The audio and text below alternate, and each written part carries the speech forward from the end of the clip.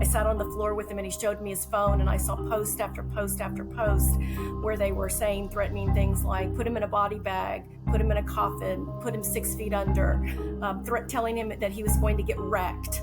My son, David, was 16 years old when he died by suicide, and the months leading up to his death, he was the target of threatening cyberbullying that left him feeling helpless and hopeless. It went on for months where they were tormenting him, even to the point to where we had to change schools to get away from his perpetrators. But what we learned is cyberbullying doesn't require geographic proximity, and it even followed him to his new school. He didn't think we were ever going to be able to make it stop. What was he like before the cyberbullying began?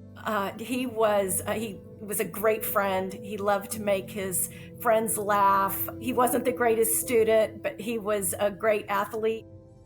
Unfortunately, he had an injury where he fractured his back, and while he was rehabbing from that injury, he turned to social media and online gaming to fill the void. After about 8 or 9 months, we started to see a real change in his behavior. He was showing all of the signs of a behavioral addiction, from lying about completing his homework. He was get angry and aggressive when we would try to get him to stop. He was sneaking around using his devices when he wasn't supposed to. Even after he was medically cleared to go back and play basketball, he no longer had the desire to do that. He had this addiction to social media and online gaming, so he had this persona of who he thought that he was online. And when the cyberbullying occurred, it was so damaging for him. He was just really just crushed. And what resources were there available to you and to David at the time that the online harassment was discovered? When we were reporting it to Instagram, and even some of the other students that saw it happening on Instagram were reporting it, but they weren't getting any kind of a